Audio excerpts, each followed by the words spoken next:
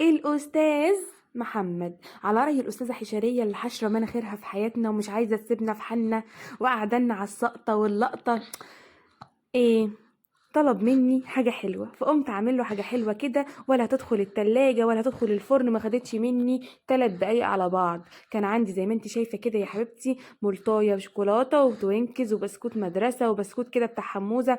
فقلت هعمل احلى طاجن كده في البايركس ده، ولا هدخله ولا هعمل حاجة، ولا هعمل كيكة بقى بالشوكولاتة، ولا هعمل كيكة بالبيض والكلام من ده والغلو، والدنيا بقت نار زي ما انت عارفة. الدنيا مش مستاهلة ان انا ايه اقوم اعمل صينية كيكة قد كده، وفي الاخر يتاكل منها قطعة ولا قطعتين، ومتكلفه بيض ومتكلفه لبن على الفاضي. سيبك من الكلام ده، مبقاش ايه ناكل منه. هنجيب بقى كده، جبت بقى طبقه كده الكلب الشوكولاته دي، وحطيت عليها معلقتين كده من الدونات ده، كان عندي برضو في التلاجة.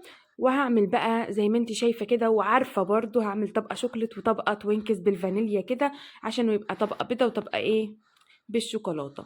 فالمهم الست بقى الحشريه دي اللي حشره مناخيرها في حياتنا وتقول لك اعملي وسوي، اكيد هي مش هتطلع انصح منك واحسن منك وتخلي جوزك يقوم عليكي ويقول لك بصي بتقول ايه وبصي بتعيد ايه، قال ايه ما تتنفسيش جنبه، قال ايه ما تدلوش الزباله، قال ايه مش عارف ايه ما تتخانقيش معاه، هو اللي يعمل كل حاجه، لكن انتي لا حجر، ما تتكلميش ما تتنفسيش.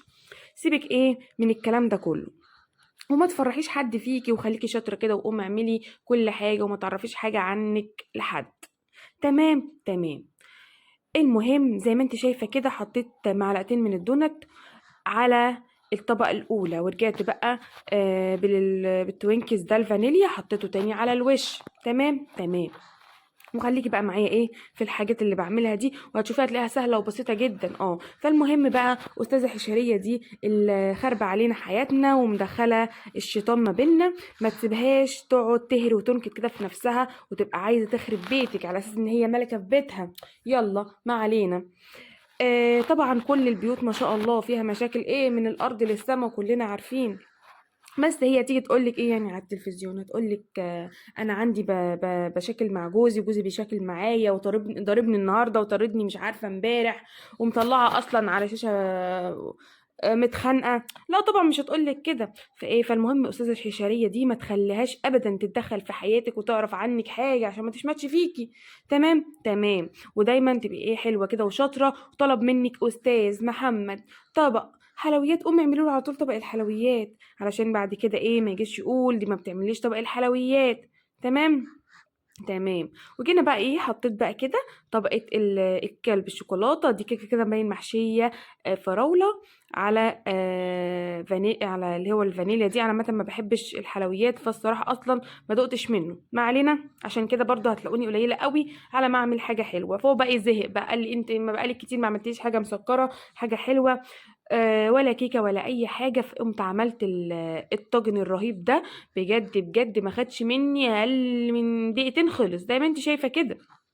بسيط، كل حاجه جاهزه عندك، هتقطعيها وترصيها وتحطي صوص اللي عندك بقى، صوص شوكولاته، صوص مش عارف ايه اللي عندك بقى، هترشيه كده على الوش وتدي المنظر براحتك انتي على ذوقك. ما تلزميش نفسك تمشي على حياة حد، كل واحد ليه حياته، وما تبصيش لحد في عيشته علشان ما حدش يبصلك في عيشتك، وخليكي في حالك وفي نفسك. ليكي بقى حلوة كويسة في بيتك لنفسك، وحشة في بيتك لنفسك. فالمهم عيشي لنفسك وملكيش دعوة بالقيلة وقالة، ودي قالت ودي لازم اعمل زيها ودي مش عارف ايه. لا، كل واحد ليه نفسه وعايش عشان نفسه، ما تعيشيش عشان حد وما تعمليش عشان حد. تمام تمام. وبالذات ان احنا عارفين، يعني كلنا عارفين حواديت بعضينا، يعني دي عارفين دي على ايه ودي على ايه، واللي تيجي تقولك مش عارف ايه. لا. تمام. ما انت عندك برضو زينا ويمكن اكتر كمان، بس انت ايه بتحبي تتظاهري بخلاف كده. فما تخليش استاذه حشريه دي تتدخل في حياتك وتقولك مش عارف ايه وتعملي ايه وما تعمليش ايه. لا، انتي اعملي الصح واللي عليكي واللي ربنا يقدرك عليه، وسيبي بقى ايه الباقي على ربنا.